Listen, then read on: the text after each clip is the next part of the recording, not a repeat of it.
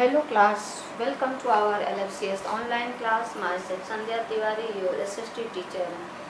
We are on chapter 8 and today we are going to start last topic of this chapter. Okay, and today's topic is Mahatma Gandhi's views on education. Mahatma Gandhi के विचार education के ऊपर क्या थे? Okay, and also Rabindranath Tagore's contribution to education और रविंद्रनाथ टैगोर का क्या योगदान रहा एजुकेशन के प्रति। ठीक है, इन दोनों लोगों के बारे में पढ़ेंगे।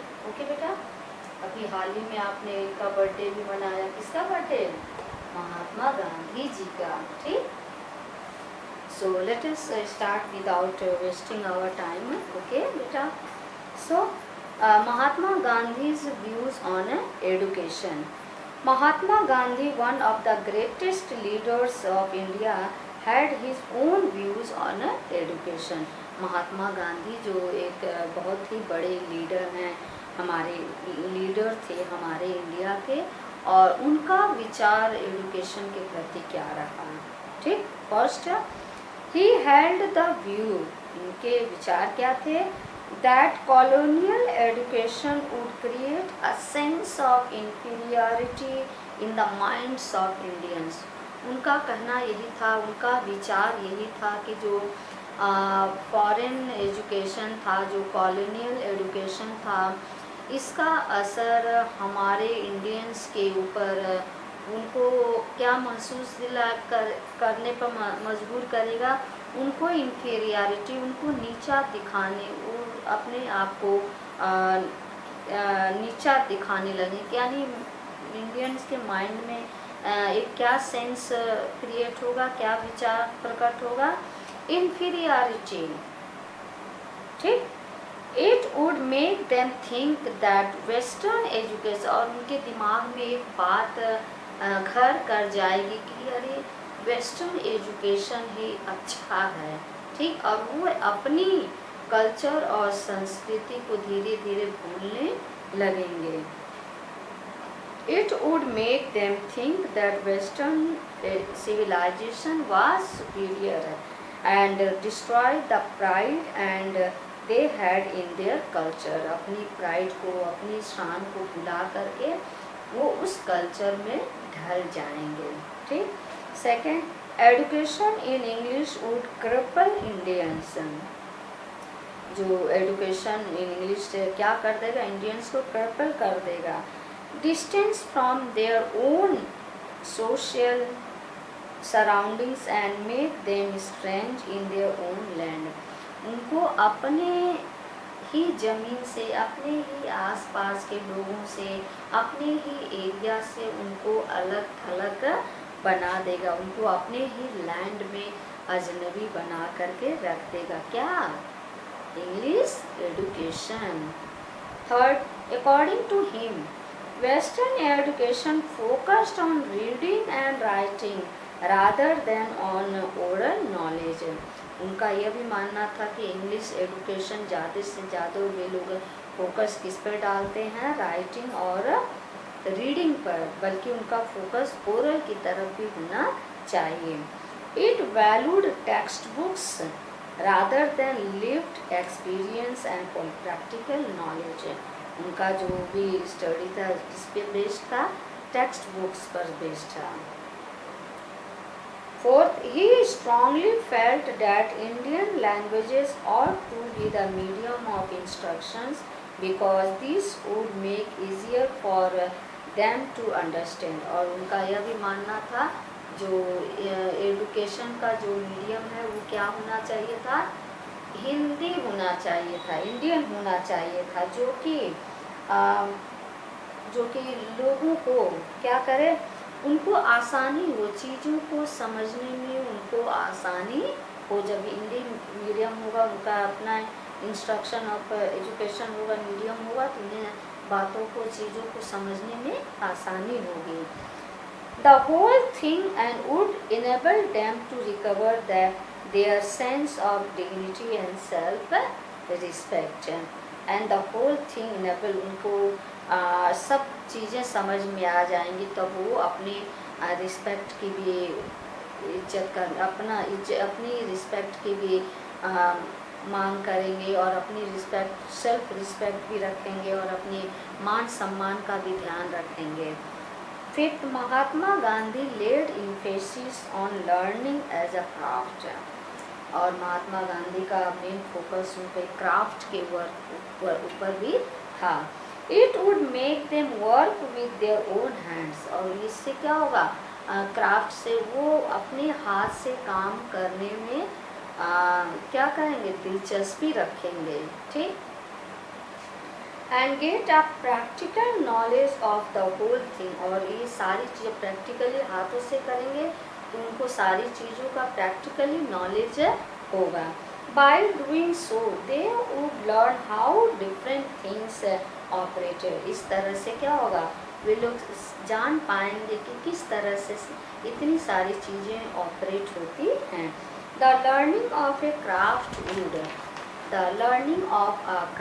Would develop not only their mind but also their capacity, craft work केवल उनके माइंड को ही नहीं डेवलप करेगा बल्कि उनकी कैपेसिटी, जो अंडरस्टैंड समझने की जो स्थिति है उसको भी मजबूत करेगा।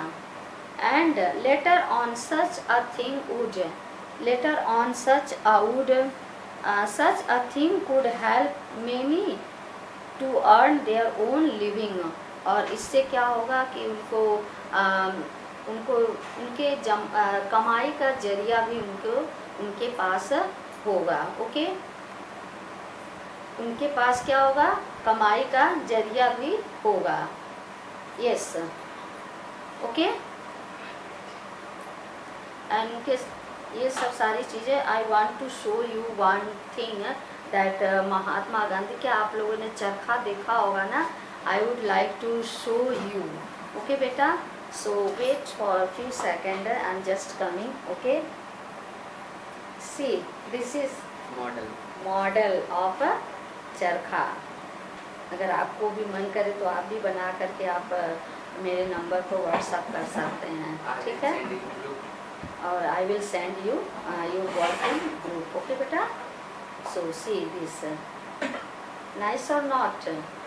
Okay, so okay, now second point is Tagore's contribution to education. Okay बेटा, अब टैगोर का क्या कंट्रीब्यूशन था एजुकेशन के ऊपर?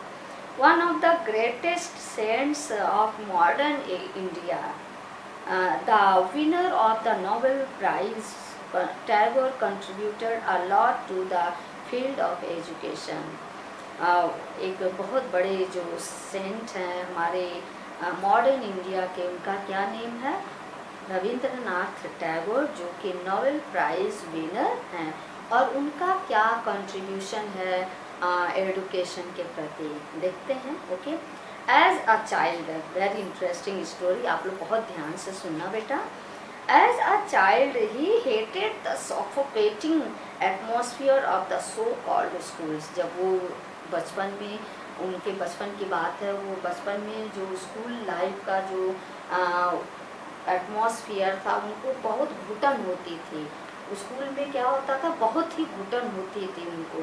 तब the school to him appeared like a prison because there he could not do what he like, he felt like doing. और उस स्कूल का एटमॉस्फेयर इतना उनको उबन लगता था, उनको जैसे लगता था कि ये स्कूल जो एटमॉस्फेयर है, स्कूल क्लासरूम या स्कूल उनको जेल की तरह लगता था, जेल सा प्रतीत होता था, जहाँ पर वे पिंजरे में बंद की तरह थे, जैसे कि वो कुछ करना चाहते हैं लेकिन चाह करके भी कुछ नहीं कर पाते हैं। ठीक, the experience of his school days in Calcutta shaped Tagore's idea of education. जब वो कलकत्ता में थे तब उनके दिमाग में जो आइडियाज़ आया एजुकेशन के प्रति क्या था। When he grew up, he thought of setting up a school where the child was happy. कि जब वो बड़े हुए तो उनके दिमाग में आया कि वो भी एक स्कूल खोलेंगे, लेकिन वो सफोकेटिंग वाले एरिया जैसा स्कूल नहीं ओपन करेंगे, वो स्कूल ऐसा ओपन करेंगे जहाँ पर बच्चे खुल करके जी सकें, अपने माइंड को फुली फ्रेश कर सकें, where he could be free to do whatever he liked and where he was able to explore his own thoughts and desires. वो ऐसा स्कूल खोलना चाहते थे जहाँ पर बच्चे अपने आप अपना खुल करके जिए, अपने जो थॉट्स हैं उसको एक्सप्रेस करें, जो उनके इच्छाएं हैं उसकी पूर्ति करें, जो करना चाहते हैं उसको खुल करके करें. He disliked the rigid and restricting discipline of the school system as was set by the British. और वो जो ब्रिटिशर्स के द्वारा जो स्ट्रिक्ट डिसिप्लिन जो अपनाया गया था उस आइडिया से वो बहुत ही परेशान थे, वो नहीं चाहते थे कि इस तरह का कोई रूल्स हो. He felt that childhood ought to be a time of self learning. उनका मानना था कि चाइल्डहुड एक ऐसा समय है जो कि खुद की वो स्टडी, बच्चा सेल्फ स्टडी लर्निंग करे, instead of being inside encircled by strict. इसकी वजह कि वो एक सफोकेटिंग एरिया में बंद होकर सारा बोझ उसके ऊपर लदा रहे. Atmosphere of the prison like schools, और कैसा एटमॉस्फियर वो नहीं चाहते थे, कैसा प्रिजन लाइक एटमॉस्फियर जो कि स्कूल में जैसा था, वो ऐसा एटमॉस्फेयर नहीं चाहते थे. ठीक, इसलिए उन्होंने क्या किया देखते हैं. With such views in mind, Rabindranath Tagore laid the foundation of Shanti Niketan in 1901, an ideal institution with a natural environment. इस चीज़ को उन्होंने, इस आइडिया को माइंड में रखते हुए रविंद्रनाथ टैगोर ने 1901 में शांति निकेतन की स्थापना की, जहाँ पर ऐसा इंस्टीट्यूशन जहाँ पर क्या हो, नेचुरल इन्वायरमेंट हो. According to him only such an institution would prove an abode of peace. और उनके अनुसार इसी तरह का माहौल उन्हें पीस, बच्चों को पीस दे सकता था, शांति दे सकता था. Where in harmony with nature, जहाँ बच्चे नेचर की टच में रहें. Children could cultivate their natural creativity, जहाँ पर बच्चे अपनी नेचुरल क्रिएटिविटी को उभार सकें. That is why Tagore choose to set up his educational institutions about 100 kilometres away from the hustle and bustle of Calcutta. इसीलिए उन्होंने कलकत्ता से 100 किलोमीटर दूरी पर शांति निकेतन की स्थापना की, जहाँ पर वातावरण एकदम शुद्ध हो, नेचुरल हो, कहीं भी भीड़ भाड़ ना हो, कहीं भी पॉल्यूशन ना हो. In 1924, Shanti Niketan became a full-fledged university with the name of विश्व भारती. और 1924 में यही शांति निकेतन एक फुल फ्लैग्ड यूनिवर्सिटी बना, जो कि बाद में किस नाम से जाना गया, विश्व भारती के नाम से प्रसिद्ध हुआ. Rabindranath Tagore wanted to combine elements of modern western civilization with what he saw as the best within the Indian traditions. Rabindranath Tagore यह भी चाहते थे, कंबाइन करना चाहते थे क्या, जो मॉडर्न वेस्टर्न सिविलाइजेशन के जो भी एलिमेंट्स थी, जो उन्हें जिसमें कि इंडियन ट्रेडिशन में उन्हें जो बेस्ट दिखा. That was Y eight Shanti Niketan, इसीलिए वे शांति निकेतन में यही कोशिश करते रहे कि try to teach science and technology. इसलिए वो वहाँ पर साइंस और टेक्नोलॉजी की शिक्षा देना चाहते थे. Not only science and technology, along with art, music and dance. Art की भी शिक्षा देना चाहते थे, म्यूजिक एंड डांस, सारी चीज़ें, ताकि बच्चा खुल करके अपनी लाइफ को एंजॉय करे और अपने अनुसार वो अच्छी तरह से काम कर सके, वो भी क्रिएटिविटी वर्क कर सके. Okay beta, so today we have completed this chapter So here's your homework. See, homework, learn exercise C of chapter 7. Okay beta. So today we have completed this chapter. Tomorrow we will start chapter 9. Okay, till then bye beta.